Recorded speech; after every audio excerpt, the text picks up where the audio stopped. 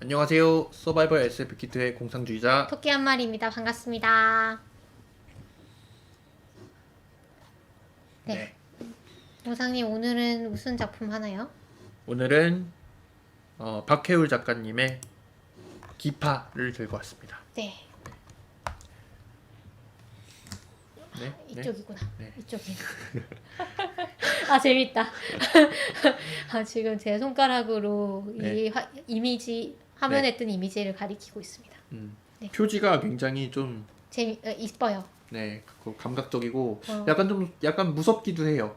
그쵸? 사람이 이게 약간 쪼개져 있는. 네, 쪼개져 있는 얼굴 표정. 다 읽고 나면 이게 무슨 뜻인지 알 것 같은. 음, 근데 저 이 표지에서 마음에 안 드는 거 있어요. 어떤 거죠? 중간에 오르카가 있잖아요. 네. 오르카가 제가 생각하는 이미지가 아니었어요. 그런가요? 네. 오르카는 이제 여기서 나오는 고래 모양의 그 우주 크루즈거든요. 네. 그래서 대단히 커야 될 것 같고 저는 좀 하얀색으로 생각을 했거든요. 네. 근데 약간 여기에 나오는 오르카는 좀 작고 귀여운 느낌의 색깔도 파란색이어가지고 약간 제가 상상하던 이미지랑 달라가지고 아쉬웠습니다. 요거 이 버전 말고 네. 저기 알라딘이나 뭐 예스24에 보면은 네. 이거 책 소개가 되어 있는 그 이미지도 있거든요. 여기에는 또 다르게 돼 있어요. 요렇게 돼 있어요. 흰색으로 되어 있네요. 네, 요걸 좀 더 요런 모습에 좀 더 가깝죠, 사실. 그런 것 저도 같아요. 이렇게 상상하긴 했어요. 네. 네. 아니 저는 이 사이에 기파가 있는지도 아니 기파래 오르카가 오르카? 있는지도 몰랐네요. 네, 너무 조그맣게 돼 있어가지고 맞아요. 약간 조금- 돌고래 같이 생기기도 했고. 그렇죠. 네. 네.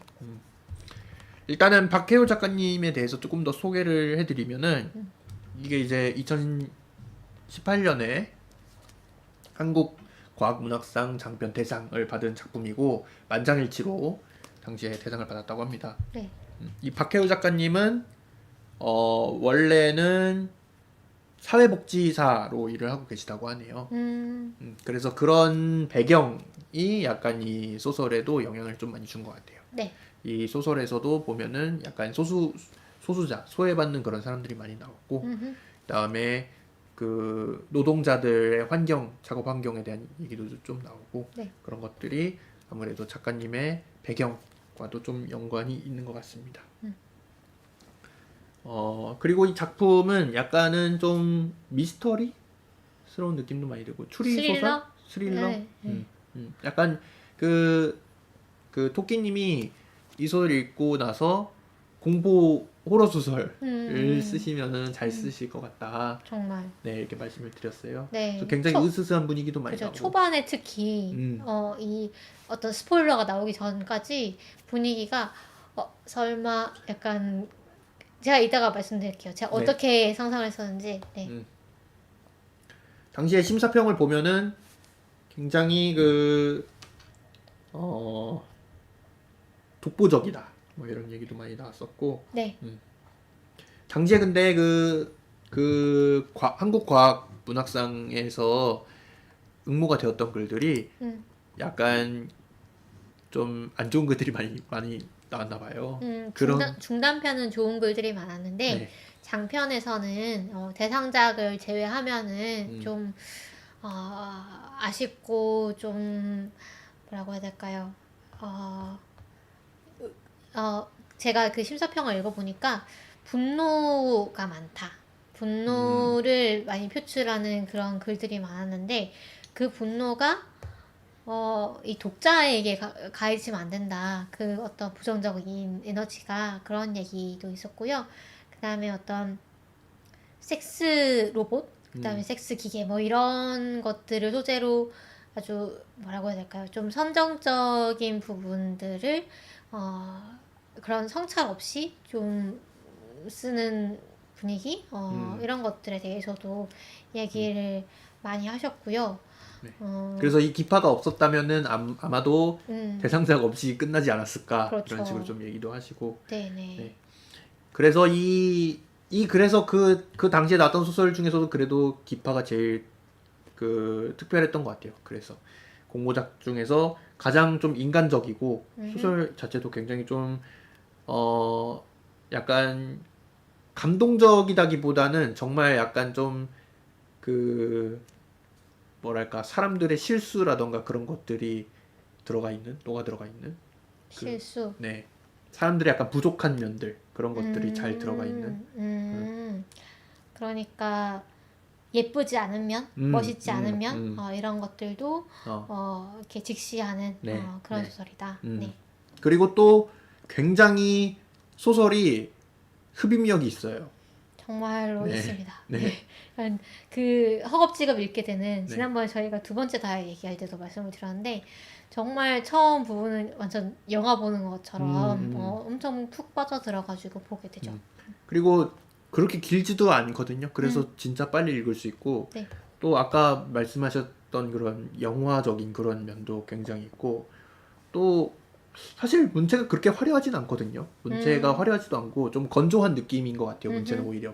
그런데도 이 소설을 읽고 있으면은 굉장히 머릿속으로 그 상상이 잘 되는 것 같아요. 아, 맞아요. 네, 그거는 굉장히 좀 약간 신기한 부분, 약간 대단한 느낌이.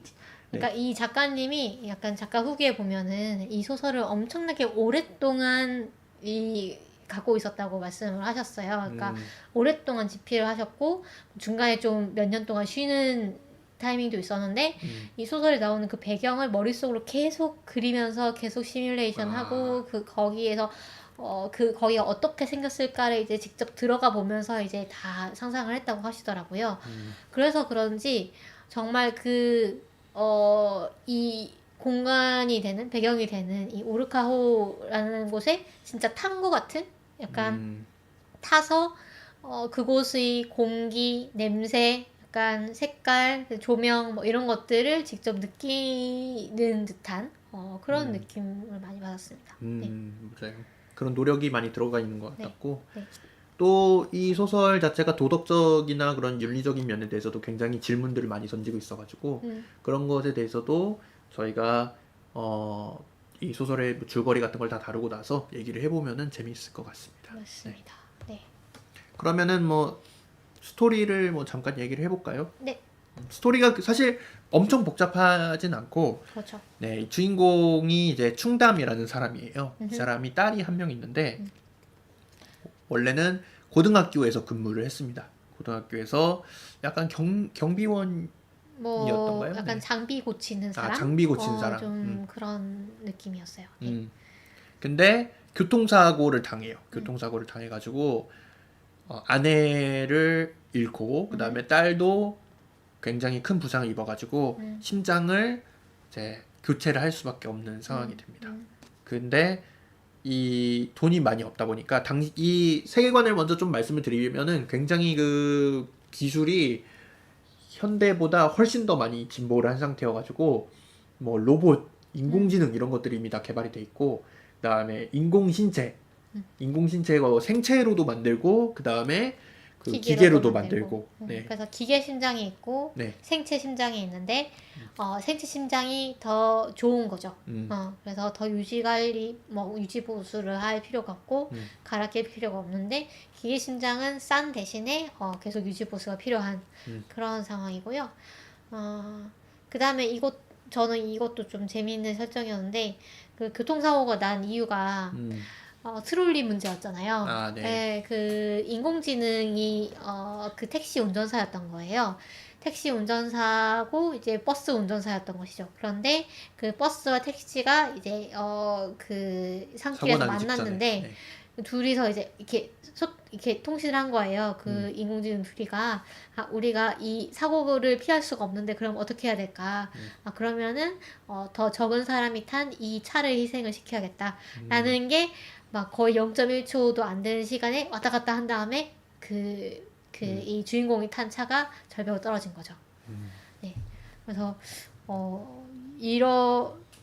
약간 그 요즘 우리가 자율주행차 많이 얘기를 하잖아요. 그래서 자율주행차를 얘기할 때 항상 나오는 문제가 트롤리 문제이고 또 사고가 났을 때 누가 책임을 지는가 이런 거에 대해서 얘기를 하는데 그런 논의를 극단으로 몰고 가면 이런 사례가 나올 수 있겠구나라는 생각이 들었어요. 실제로 비슷한 사례가 있었던 걸로도 제가 아마 기억이 나는데 네. 사고가 날 뻔한 상황에서 아닌가? 비슷한 사례가 있었던 것 같아요. 네. 음. 뭐 인공지능이라는 것이 아직 완벽하지는 않아가지고 네. 어, 근데 이건 완벽하고 아니고의 문제가 네. 아니고 그러니까 가치 판단의 문제인 것 같아요. 지금 수준은 네. 이 작중에 나오는 것처럼 뭐 인공지능이 막 서로 소통을 해가지고 막 판단을 내린 게 아니고 네. 약간 그냥 프로그래머가 이제 넣어준 대로 되는 거죠. 지금은 인공지능이 있는 게 아니고 그냥 피할 거냐 말 거냐 그 정도의 약간 그것만 들어가 있는 거죠. 이런 판단도 내릴 수도 있죠. 근데 지금은 불가능하죠. 지금은. 지금은 그 권한을 안 줬을 뿐이죠. 그러니까 무슨 말이냐면 이 인공지능이 그만큼 똑똑하지 지금은 않아서 판단을 못 내린다는 게 아니고 네. 예를 들면 이런 상황이 처했을 때 어떻게 해야 된다라는 거를 프로그램을 해놔주면은 그대로 행동을 하겠죠. 근데 그럴 수 있는 그 권한을 안 준 거 아니에요? 인공지능이 지금은 판단을 못 내리잖아요. 판단을 왜 못 내리죠? 그 정도로 강 인공지능이 아직은 개발되지 않았으니까 그 정도로 판단을 못 내리잖아요. 판단이라는 게 네. 단순할 수도 있죠. 단순하려면 단순할 수 있죠. 그러니까 그 강인공지능이라는 거는 뭐 인간처럼 생각을 해가지고 판단을 한다는 거잖아요. 네. 근데 약인공지능 같은 경우는 그냥 프로그래머가 이럴 때는 이렇게 해라 이렇게 조건문을 여러 개 주면은 그거에 따라서 이제 판단을 할 수는 있죠. 아주 단순하게 그냥 A가 들어오면은 뭐 B로 대답을 한다. 뭐 B가 들어오면 A로 대답한다. 이렇게 할 수는 있죠. 근데 그렇게 단순하진 않겠지만 네. 일단 이 세계에서는 이런 식으로 인공지능 프로그램을 해놔도 사람들이 그걸 납득을 하는 세계인 것 같아요. 그러니까 제가 들었던 사례는 뭐냐면은 길에서 사람을 피하다가 난 사고였던 것 같아요. 사람을 이제 인식을 해가지고 차가 네. 그래서 그 차의 인공지능이 사람을 피하기 위해서 방향을 틀었는데 그게 뭐 문제가 되었던 그런 사고가 있었던 것 같아요. 그러니까 이런 스케일의 사고는 아니죠. 이 뭐 버스와 승용차가 택시가 부딪히는 그런 스케일의 사고는 아니었던 것 같고. 네. 근데 비슷한 논리가 다 적용이 되죠. 피할 것이냐 말 것이냐 그런 것들이 다 적용이 되고 그런 것들 우리가 트롤리 문제라고 이제 부르죠. 네.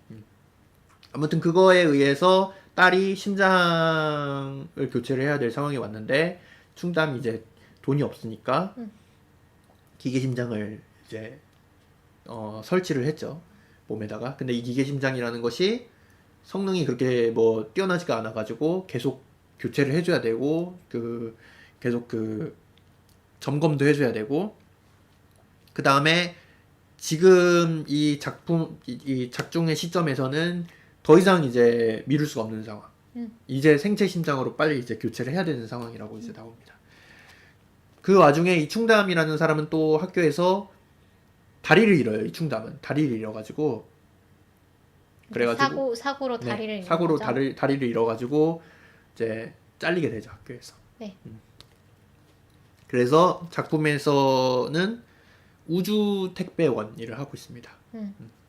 그래서 우리 지금 사는 세상에서도 택배 일이 참 힘들고 그래서 좀 경제적으로 어려운 분들도 많이 하는 직업인데 그래서 그게 이제 우주 시대에도 그대로일 것이다 라고 작가는 생각을 한 거죠. 그래서 이 우주 택배원 일을 하게 됩니다. 과로로 숨지는 분들도 많이 나오고 네. 그러잖아요. 네네.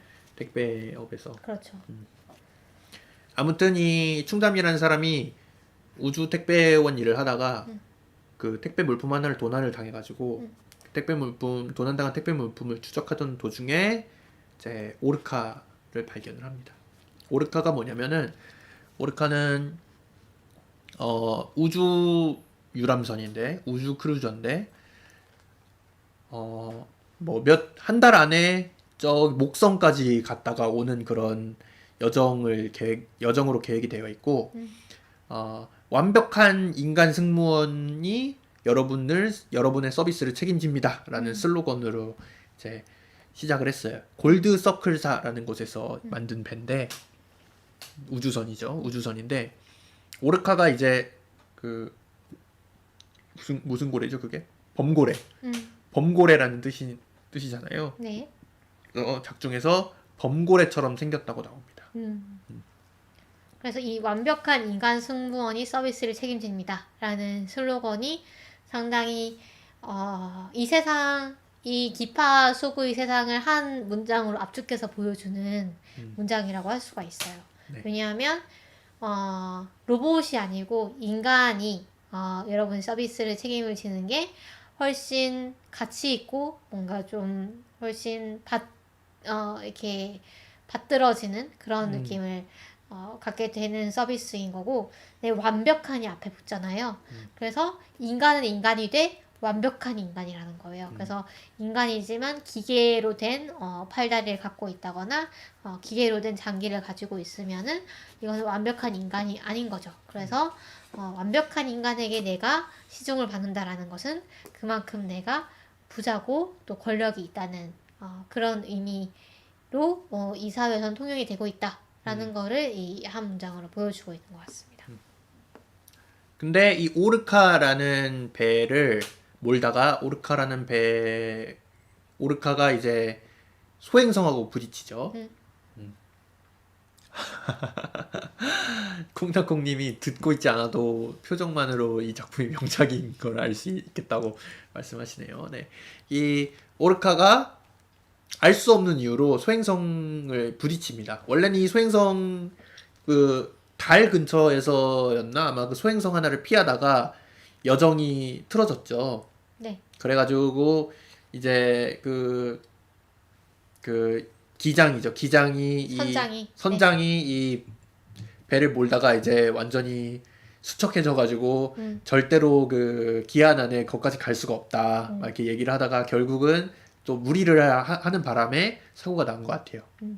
그래가지고 꼬리 부분이 이제 직격으로 맞아가지고 완파가 돼가지고 더 이상 이제 뭐 운행을 할 수가 없는 조난 상황에 빠졌는데, 이 우주라는 것이 너무 넓다 보니까, 또 우주는 3차원적이잖아요. 2차원적인 게 아니라 3차원적이니까 너무 찾기가 어려워가지고 이제 뭐 구하러 갈 수도 없는 상황.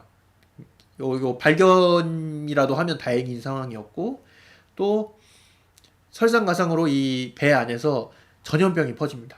전염병이 퍼져가지고 사람들이 병이 걸리면은, 무슨 병인지는 뭐 정확히 안 나오지만 병에 걸리면은 얼굴이 초록색으로 변해요.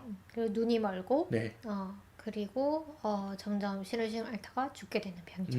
네. 그럼 끔찍한 병에 걸리는데, 이 배는 기파라는 의사, 이제 여기 작품의 제목으로 나오는 기파라는 의사가 타고 있습니다. 이 의사는 뭐 엄청 뛰어난 의사고 사람들의 세간의 존경을 받는 그런 의사인데, 이 배가 난파당하자마자 홀로 이 배에 있는 사람들을 구출하기 위해 막 사방팔방 뛰어다니고, 그것이 또 기적적으로 전파를 타가지고 지구에 딱 도달해가지고 그 구하는 모습이 딱 나와요. 그래가지고 사람들이 와, 기파 정말 대단하다 해가지고 막 사람들이 그 기파의 그 뭐라 그러죠? 위인전이 아니고 그 전기 네. 막 그런 것도 막 불티나게 팔리고 막 그러죠. 네. 네. 그래서 충담이라는 사람이 이 오르카호를 발견하는데, 기파를 구출해야겠다 이렇게 마음을 먹습니다. 왜냐면은 기파 복지재단에서 기파를 구출을 하는 사람에게 엄청난 사례금을 주겠다. 그리고 또 생체의 심장을 주겠다. 이식할 수 있도록 주겠다. 이렇게 약속을 했기 때문이죠. 그래서 충담이 저 오르카호에 들어가서 내가 기파를 구출해가지고 딸을 구하겠어. 이렇게 마음을 먹고 들어가요. 거기서 이제 아난타라는 영상 기사를 만나죠. 네. 아닌타인가요? 아누타라는 영상 기사를 만나죠. 이 아누타라는 사람은 눈을 기계로 교체한 사이보그예요. 근데 오르카에는 아까 사이보그가 타지 않는다라고 얘기를 했잖아요. 이 사람은 섀도우 크루입니다. 그래가지고 다른 사람들 눈에 띄지 않게 행동하는 그런 섀도우 크루인데, 약간 저는 그거 떠올랐어요. 그 호텔 같은 데서 직원 전용 통로로 다니시는 분들 있잖아요. 그런 분들이 약간 떠올랐어요. 사실 이게 정말로 좀 정확한 묘사인 게, 저는 크루즈를 타봤거든요. 네. 네. 크루즈가 여러분 호화 크루즈만 있는 게 아니고 캐주얼 크루즈도 있어서 그렇게 막 돈을 많이 내지 않아도 탈 수 있는 크루즈가 있습니다. 그래서 크루즈를 타면 크루들이 있고, 근데 그 크루들은 보통은 영어를 잘하고, 그 다음에 뭐라고 해야 될까요? 약간 뭐 본인이 약간 원해서 그 좀 이 크루즈 일이 재밌어가지고 좀 탄 그런 느낌이 드는데, 그 크루들 말고 정말로 허드렛 일을 하는 사람들이 있어요. 예를 들면 뭐 이불 빨래를 한다거나 룸 클리닝을 한다거나 뭐 이렇게 뭐 요리를 저 안에서 그냥 허드렛 일을 한다던가 그런 분들은 영어도 잘 못해요. 그 다음에 보통 유색인종 또는 이제 약간 동남아시아 그쪽에서 오신 분들이 많아요. 그래서 약간 마음이 좀 불편한 거예요. 이 어떤 이 아주 공고한 그 계급이 딱 보이는 거죠, 이게 눈에. 그래서 사실 그 크루즈라는 게 저희는 캐주얼 크루즈였기 때문에 이 크루들과도 좀 이렇게 농담 따먹기도 하면서 약간 그 캐주얼하게 지낸다는 것이 컨셉인데 그 컨셉 안에 그들은 포함이 되지 않는 거죠. 그리고 그분들은 그냥 우리가 편안한 이 삶을 유지하기 위해서 정말로 그림자처럼 행동을 하셔야 되는 분들인 거고, 그래서 여기 나오는 이 섀도우 크루라는 존재가 정말로 이 크루즈에도 있고, 그다음에 우리 사회에도 뭐 당연히 있죠.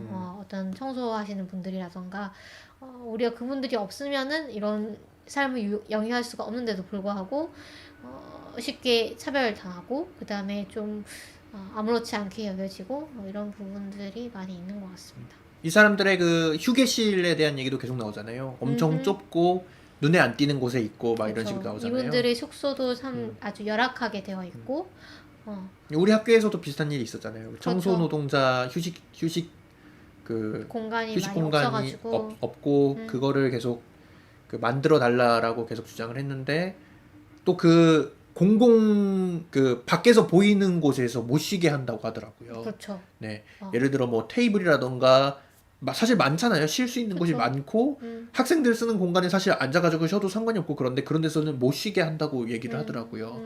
그런 부분들이 사실은 그렇게 막 좀 달가운 부분은 아니죠. 네. 고쳐져야 되는 부분이죠. 그렇죠.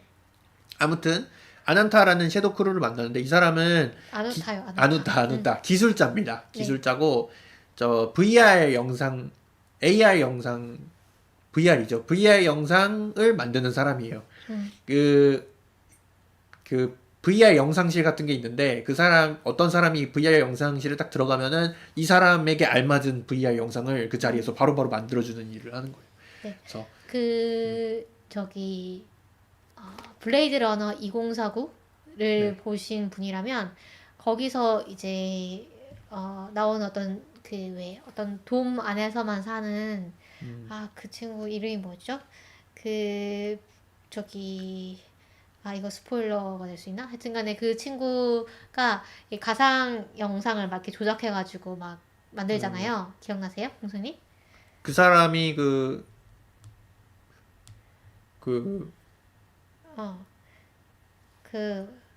하여튼 그 사람이 있어요. 스포일러가 될까봐. 네, 그쵸. 그 사람이 그거죠? 그겁니다. 그게 아니고. 네네네. 그렇습니다. 그 사람이 무슨 일을 하더라? 막 아기들한테 뭐 보여주고 그러지 않나? 그 사람이 막 그런 가상 네. 기억을 약간 그 안드로이드들한테 심어줄 네. 수 있는 가짜 기억 같은 걸 만드는 거죠. 근데 어쨌든 그런 느낌의 일을 하는 겁니다. 근데 다만 이 사람은 이제 숨어서 일을 하고, 그 다음에 다른 크루들이 이제 자기가 한 척 하는 거죠. 그리고 그게 이제 우리가 생각하는 VR보다는 훨씬 직접적으로 느낄 수 있는 그런 환상이라고 나오는 것 같습니다. 촉각 같은 것도 막 다 그렇죠. 이 사람이 만들어요. 현장에서 바로바로 만들어낼 정도로. 그래서 블랙미러에 보면은 약간 그런 에피소드 있잖아요. USS 뭐 어쩌고저쩌고 하는 거 보면은 게임하고 그런 거요? 이렇게 그 관자놀이에 뭐 이렇게 붙이면은 완전 거기 빠져들어가지고 이제 그 세계 속으로 들어가는 것처럼 그렇게 훨씬 실감나게 느낄 수 있는 그 가상현실을 만드는 사람입니다. 네. 그 다음에는 스포일러가 나올 예정입니다. 그래서 만약 이 책을 읽으실 분들이라면 스포일러를 들으시고 본다면은 약간 반전이 그래도 좀 있는 책이어가지고 맞아요. 약간 아쉬울 수도 있을 것 같아요. 그래서 그렇죠. 만약 책을 보실 분들은 음. 일시정지를 누른다거나 아니면은 네. 잠깐 소리를 크고 보신다거나 네. 해주시면 될 것 같습니다. 아까 말씀드린 그 네. 인물은 아나 스텔린이라는 음, 박사인데, 그 월레스사에서 제조하는 레플리컨트의 기억을 납품하는 기억 설계자 음, 여성이라고 나와 있네요.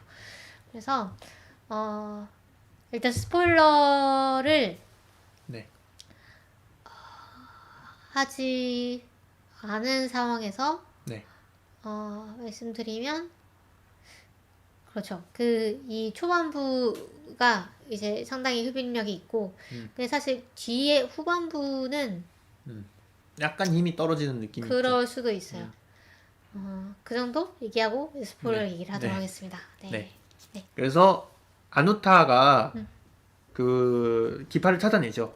네. 3D 프린터실에서 기파를 찾아내는데 기파는 사람이 아니었다. 음. 로봇이었다. 네. 라는 것이 먼저 나오고 그 다음에 충담도 기파를 찾아내는데 다른 곳에서 찾아내는 거죠. 근데 거기서 찾아낸 기파는 사람이고 이미 죽은 상태였죠. 그래가지고 그러면 이 로봇 기파가 혹시 사람 기파를 죽였을까? 라는 아, 생각을 했는데 그건 아니었습니다. 그건 아니었고 이 로봇 기파는 기파 행세를 하고 있는 가짜였는데 원래는 이언이라는 음. 기파의 동료 의사입니다. 네, 동료 의사 행세를 하던 로봇이었죠. 로봇이죠. 네, 사실 이 애가 로봇이라는 거를 숨기고 있었어요. 그러니까 왜냐하면 여기서는 이 유람선에서는 완벽한 인간이 여러분을 서비스를 해드려야 되는 거잖아요. 그래서 의사도 로봇 의사가 진료를 한다 그러면 사람들이 잘 뭐 실망할 거기 때문에 이 사람은 사람인 척 하는 거였고, 이 사실 그 이런 사람 같은, 정말로 사람 같은 로봇을 만드는 기술은 이미 다 나와 있는데 다만 사회가 못 받아들이기 때문에 만들지 않았던 것이다 라고 얘기를 하면서 이 기파의 할아버지가 그 골드 서클 사의 뭐 회장이고, 아버지는 안 나왔던가? 하여튼 네. 할아버지가 나오고, 그 다음에 저기 그 선장이랑 이 회장이랑 좀 의기투합해가지고 이 이언이라는 존재를 이게 그 배에 태우기로 합니다. 네. 그 기파의 동료 의사로서. 그 다음에 거기서 이런 이벤트를 열죠. 진짜 인간 승무원을 저기 로봇 승무원을 찾아라인가? 그 인간이 맞아. 아닌 승무원을 찾아라는 그 이벤트를 하는데, 이것도 약간 크루즈랑 비슷한 느낌이었어요. 크루즈 타면은 이런 이벤트 막 계속 열리거든요. 빙고 게임 같은 거 막 상금 걸고 하기도 하고, 그리고 그 안에 뭐 카지노 같은 것도 있고, 이런 이벤트가 약간 뭐 좀 유치해 보일 수도 있지만, 그래도 우리는 크루즈에 탔고, 우리는 지금 여행 중이고, 좀 이렇게 노는 중이기 때문에 좀 그 유치함에 좀 어울려 줄 수 있는 그런 분위기가 되는 거예요. 사실 크루즈를 타면. 그래서 이 인간이 아닌 승무원을 찾아라는 그 이벤트도 상당히 있을 법하다는 생각이 들었고요. 그래서 근데 이 이언은 끝까지 안 잡히죠. 들키지 않고, 그래서 이제 그 의사 보조 뭐라 그럴까요? 그 후배 의사로서의 역할을 잘 해내고, 오히려 기파는 막 손 떨려가지고 막 수술 못 하는데 이언이 훨씬 잘 해내고. 이 기파가 의료 사고가 있었대요. 음흠. 그래가지고 트라우마 때문에 수술 같은 거를 못하는 상황이었고 이 기파라는 의사가 왜 세간에서 좀 존경을 받았냐면은 골드 서클사에서 좀 약간 밀어주는구나. 물밑 작업을 해가지고 그런 의료 사고를 다 숨기고 그랬던 이제 언플을 막 열심히 했고, 그래서 의료사고를 낸 후에는 약간 오지에 가가지고 의료봉사 같은 거 하고, 그런 걸로 좀 이미지를 세탁을 하고 그런 사람이었던 것이죠. 그러다가 이 조난 사고에서 이 기파라는 의사가 성심성의껏 이렇게 의료 행위를 했다는 것이 밝혀지면서 더더욱 이제 인기가 올라가고 이 지구에 있는 그 기파 복지재단 그 뒤에 있는 그 골드서클 사는 더더욱 이 언플을 한 거죠. 막 기파 평전을 내고 뭐 이제 언론에서도 막 이렇게 조명을 하고 뭐 이런 식으로. 네. 그래 그 사고가 나니까 기파는 사실 진짜 기파는 패닉에 빠져가지고 이제 막 그 벌벌 떨면서 책상 밑에 들어가가지고 이연을 시켜가지고 야 너가 나가서 기파 행세해 이렇게 명령을 한 거였어요. 그러니까 이연이 나가가지고 3D 프린터실에 가가지고 기파의 피부를 3D 프린터로 찍어가지고 자기 얼굴에다가 이제 씌워가지고 기파 행세를 했던 것이죠. 네. 그 사실이 밝혀지고 나서 이제 그 충담이 기파복지재단에 연락을 하니까 그 로봇은 부셔버려라. 폐기 처분을 해라. 그리고 시체라도 이제 가져와라. 그 얘기를 합니다. 그래서 기파가 이 로봇을 부시려고 하니까 그 로봇이 그러니까 충담이 기파를 부시려고 하니까 가짜 기파죠. 가짜 기파를 부시려고 하니까 가짜 기파가 그걸 거부를 하면서 내 끝은 내가 선택하게 해줘 이렇게 얘기를 하고 나서 스스로 이제 자살을 하고 이제 스토리가 끝이 납니다. 네. 네. 그래서 저는 처음에 사실 이 기파의 장례식부터 시작하잖아요. 네. 기파의 장례식이 TV에서 나오는데 주인공인 충담이 그거를 이제 지구로 돌아와서 지금 병원에 있는데 병원에서 그걸 보는 순간 약간 가슴이 답답해지면서 막 이렇게 통증이 엄습을 하면서 그때의 트라우마가 막 생각이 나는 거예요.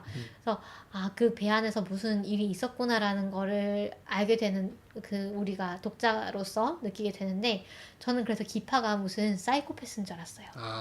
사이코패스 살인마 같은 사람이었는데 그래서 중간에 보면 이제 그 전염병도 네네네. 사실은 이 골드서클사의 그 짓이었다는 게 나오는 거잖아요.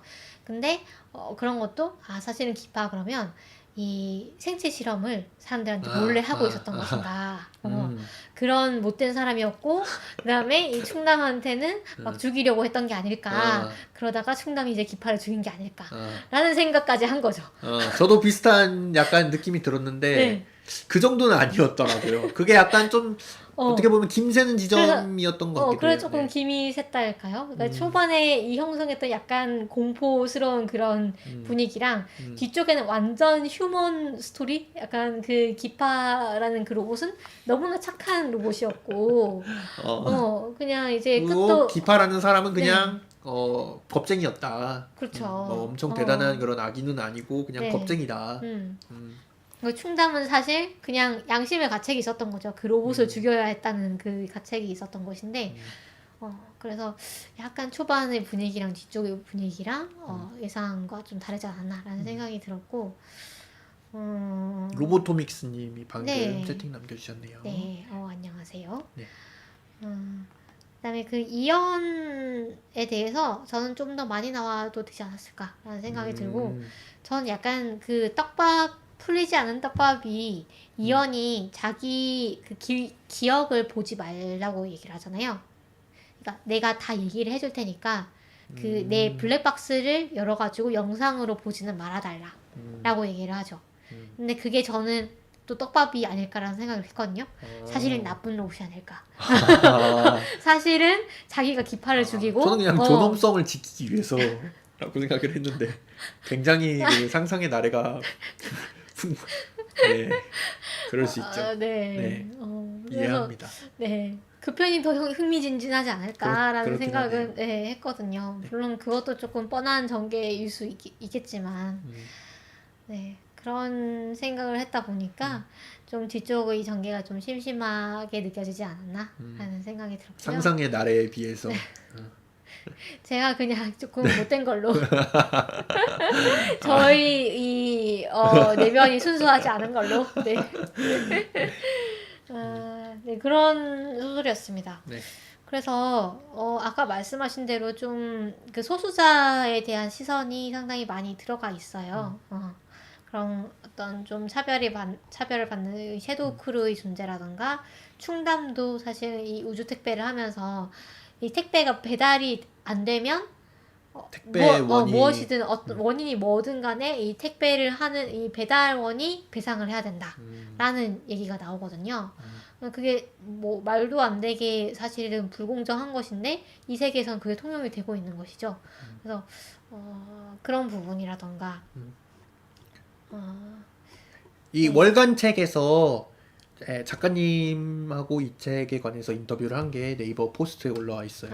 월간 그래서 책에서 네, 월간 책에서 네. 이것을 링크를 아마 올려드릴 텐데 네. 좀 재밌는 거를 좀 얘기를 해드리면은 어드벤처 게임을 오호. 하는 느낌으로 썼다고 하시더라고요. 오호. 특히 앞부분에서 뭐 동료를 얻는 부분도 그렇고 그다음에 그 아누타가 계속 그 막대기 들고 다니잖아요. 네. 그거 무기로 쓰는 것도 좀 약간 어드벤처 게임 같은 느낌도 나고 그래가지고 아 그럴듯하다.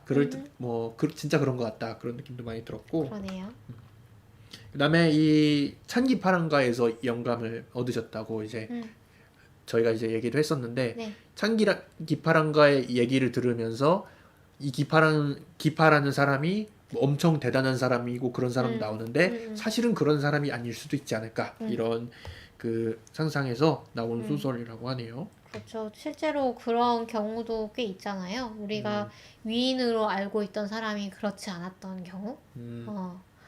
저도 어릴 때 되게 위인으로 알고 약간 막 이렇게 위인전 읽고 이랬던 사람이 나중에 보니까 아니었던 경우가 꽤 있었습니다. 네. 이 아누타라는 사람도 실제로 부처의 10대 저자 중에 하나, 10대 제자 중에 하나에서 이제 따온 사람이라고 합니다. 그렇군요. 네. 그 아누타가 그 숨겨진 길을 막 찾아다니잖아요. 그게 그 불교에서 아누타라는 사람이 뭐 길을 보여주는 사람인가 그런 사람이래요. 그래요. 네. 길을 안내하는 길잡이인가 보요. 천안의 눈을 가지게 돼서 뭐 그 길잡이 역할하는 그런 사람으로 나오나 봐요. 그래서 그런 역할을 부여한 것도 그런 연관점이 있다고 합니다. 그렇군요. 그래서 저는 네. 저는 앞부분에 읽으면서 그런 상상을 했어요. 그 앞에 보면은 트롤리 얘기가 나오잖아요. 그래서 저는 인공지능이 지구로 날아오는 소행성을 막기 위해서 일부러 충돌시켰나 보다. 이런 생각도 했어요. 근데 그런 얘기는 안 나오더라고요. 앞부분에 뭐가 나온다고요? 트롤리 얘기가 나오잖아요. 트롤리. 그래가지고 지구로 네. 소행성이 날아오는데 그걸 막기 위해서 인공지능이 일부러 거기다 부딪혔나 보다. 그런 생각을 했는데 이 크루즈에 탄 사람보다 지구에 사는 사람들이 많으니까. 그런 얘기는 안 나오더라고요. 네. 그럴 수도 있겠네요. 그쵸. 그 선장이 사실은 혼자 막 감당을 하다가 충돌이 일어난 거잖아요. 그게 약간 저는 좀 개연성이 조금 떨어질 수 있다는 생각이 들었어요. 왜냐하면 그렇게 큰 크루즈인데 그 아무런 안정장치도 없이 그 선장이 혼자서 그거를 책임을 진다는 게 시스템상으로 안 그럴 것 같다는 생각이 들거든요. 왜냐하면 하다못해 비행기도 보통 기장과 부기장이 있잖아요. 그런데 그래서 네. 또 저는 그 기파가 결국은 기파래. 그 충담이 자꾸 헷갈리네요. 그 제목이 기파여가지고 네. 헷갈리는 부분이 있는데 충담이 그 딸을 살리기 위해서 기파를 그러니까 로봇을 죽이기로 결정을 하잖아요. 네. 그 결정으로 인해서 딸은 뭐 건강을 되찾았지만 네. 자기는 이제 계속 로봇 다리를 가지고 살아야 되잖아요. 네. 그런 부분들을 보면서 이 소설이 약간 그런 모순을 많이 보여준다고 생각을 했어요. 약간 사회에서 계속 억압받는 사람들이 어떻게든 약간 살아남기 위해서 계속 순응을 하는 그런 모습들. 구조에 순응하는 체제에 순응하는 그럴 수 있죠. 그런 부분들을 많이 보여준다고 생각을 했어요. 네. 그러니까 이 충담이라는 사람은 자기 딸을 살리기 위해서 진실을 덮은 거잖아요. 네. 네. 그래서 진실을 덮고 이 어떤 돈을 받고 영합을 한 거죠. 계급을 세력과. 더 공고히 하는 그런 네. 그런 것에 어쩔 수 없이 이제 가담을 하게 되는 것이죠. 네. 그런 부분들을 보여주는 약간 전체적인 구조가 그런 것들을 보여주는 것 같다. 음흠. 그렇게 느꼈습니다. 음. 근데 약간 이해가 안 되는 부분들이 좀 있었는데 한 가지가 있었는데 이 골드서클사에서 이연을 왜 만들었을까? 왜 만들고 왜 그런 이벤트를 기획을 하고 왜 그것을 이제 그거 공개하겠다고 얘기를 했었잖아요. 그 네. 대적점을 보면서 네. 목성의 대적점을 보면서 그 앞에서 이연이 로봇인 걸 공개하겠다. 그렇게 하면은 만약 이 사회에서 나오는 대로라면은 이 배 안에서 폭동이 일어날 수도 있지 않았을까 막 이런 생각도 좀 들고 우리를 속인 것이냐. 그러면서 막 이제 다 때려 부수고 저 로봇을 죽여라 막 이러면서 그런 일이 있을 수도 있지 않았을까. 근데 그 회장님이 음. 보니까 약간 괴팍한 성격인 것 같아요. 좀, 이거는 사람들을 안락하게 하려는 그런 선택이 아니고, 약간 놀래키고, 또 뭔가 좀 당황하게 하려는 그런 이벤트다라고 얘기를 하잖아요. 그래서 저는 그런 부분 충분히 설명이 된 것 같기도 해요. 약간 그 앨런 머스크스러운 좀 그렇죠. 네. 네. 앨런 그래서 머스크스러운 그런 할 수 있기 때문에 한다. 좀 그리고 너네가 생각하는 사실 또 회장님이 그런 얘기도 해요. 너네가 생각하는 그 완벽한 인간이라는 게 그 얼마나 허상인가 그걸 좀 지시해라 그런 얘기도 하거든요. 그래서 여기 보니까 EV 시간이라는 애니메이션도 네, 맞아요. 언급을 하셨네요. 네. 그 로봇과 인간이 서로 좀 그 잘 지내는 그런 공존하는 그런 세상은 어떤 모습일까 질문에 대해서 EV 시간이라는 애니메이션을 언급해 주셨어요. 저희가 다뤘던 작품이죠. 그렇죠. 저희도 그렇게 생각합니다. 그 네. 대답과 함께 로봇과 인간이 만약 우리가 구분을 할 수 없게 된다면은 우리가 공존할 수 있게 될 것이다. EV 시간도 사실 그런 내용이잖아요. 그렇죠. 그 머리 위에 그 링. 네. 로봇을 이제 로봇인 것을 표시하는 링이 원래는 항상 켜져 있어야 되는데 이 EV 시간이라는 카페 안에서는 이 링을 꺼도 된다라는 규칙이 있죠. 네. 저희 그 작품도 생각나네요. 그 디트로이트 비컴 휴먼. 디트로이트 비컴 휴먼에서도 그 안드로이드가 여기에 그 무슨 관자놀이에 네, 전원 뭐 이런 네, 반짝반짝하는 거 붙이고 다니는데 나중에 그거 다 떼버리잖아요. 그렇죠. 그런 것도 생각이 나고요. 네. 그래서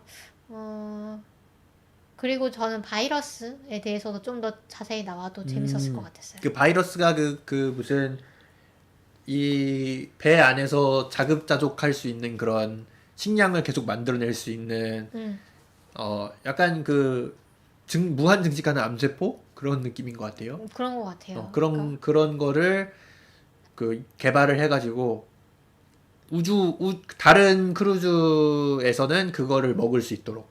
그러니까 지금 이 크루즈는 아주 초호화급, 초호화급 크루즈고 그래서 식량을 다 싣고 가죠. 그보다 더 싼 크루즈에서는 이런 식으로 그 아주 빠르게 증식하는 식량을 가지고 좀 더 느린 속도로 좀 더 천천히 돌면은 그럼 훨씬 적은 비용으로 우리가 크루즈를 운영할 수 있을 것이다라고 얘기를 하고 그런 식량을 생산하기 위해서 약간 암세포 같은 거를 활용을 하는 느낌으로 나와요. 그래서 그런 무한 증식하는 그런 세포를 활용을 하는데 그게 잘못돼가지고 밖으로 나와가지고 지금 뭐 사람들에게 전염병이 된 것 같은 느낌이 드네요. 얼굴이 초록색이 되는 네. 약간 그 좀비물이 약간 생각이 날 것 같아요. 네. 그렇기도 하고. 네. 그렇죠. 근데 그 암세포를 이용해서 식량을 만든다는 게 그럴듯한 것 같아요. 오, 그래요? 근데 왜냐하면 네. 그냥 세포는 그 몸 밖에서 잘 못 살거든요. 근데 예전에도 한번 얘기를 했는데 이 플레이트 위에서 샬레 위에서 살려면 애가 보통 강에서는 안 돼요. 보통 정신으로는 안 되고 그래서 보통 세포는 안 되나요? 네네. 그래서 그 암세포 정도는 돼야 그 위에서도 계속 증식을 하거든요.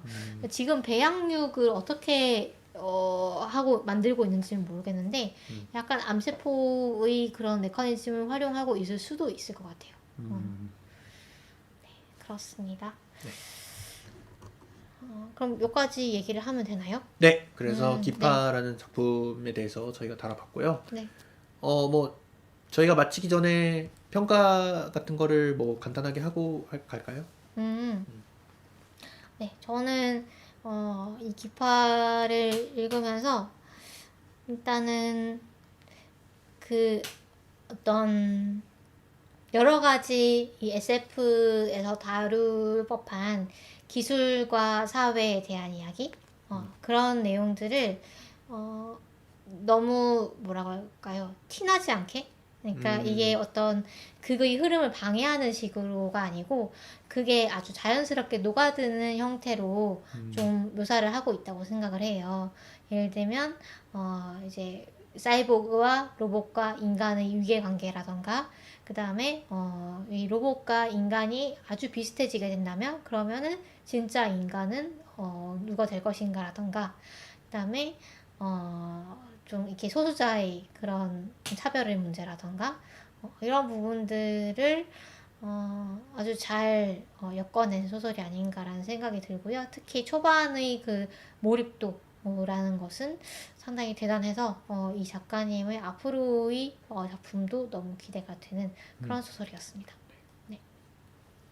저도 여기 작품에 나오는 그런 어떤 뭐 기술이라던가 그런 것들도 굉장히 재밌게 봤고 또 이 작품이 질문도 많이 던져주는 것 같아요.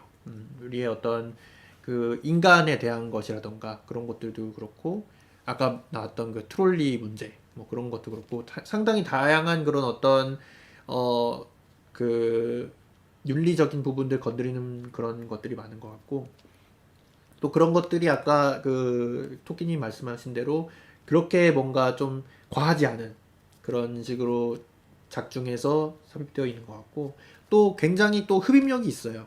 네, 굉장히 좀 영화 보는 것 같은 그런 느낌으로 읽을 수가 있는 소설이고 그래서 여러분들에게도 좀 추천드릴 만한 소설이다 이렇게 생각합니다. 특히 저는 그 구조도 좋았어요. 중간중간 기파 평전이 나오잖아요. 그래서 네. 실제로 벌어지는 일과 기파 평전이 이제 교차되면서 나오는데 그 평전은 또 완전히 분위기가 다르잖아요. 다르고 네. 이제 기파가 처음에 이제 이 오르카호에 탈 때의 이야기라던가 이런 것들을 상당히 그 기파 그 아닌 척하면서 이 기파를 찬양하는 그런 내용들 있잖아요. 그런 그 어떤 문체라고 해야 될까요? 이런 네. 것들이 그 어조라는 게 정말로 평전에 나올 법한 그런 표현들이 많아가지고 와 작가님이 정말로 이 조사를 많이 하고 또 이제 아주 그 몰입해가지고 쓰셨구나라는 게 좀 느껴져가지고 그 부분도 되게 좋았습니다. 네, 그러면은 저희 여기까지 다루고 네. 오늘 방송을 마치도록 하고요. 저희 다음번 방송에는 또 단신 다루고 그 다음 방송에는 아마도 김보영 작가님 소설. 정보라 작가님일 것 같아요. 아 그래요? 네, 정보라 작가님의 붉은 칼과 저주토끼를 아마 다뤄보지 않을까 싶습니다. 네, 그러면 저희 다음 주에 또 네. 만나 뵙도록 하죠. 다음 주에 만나요.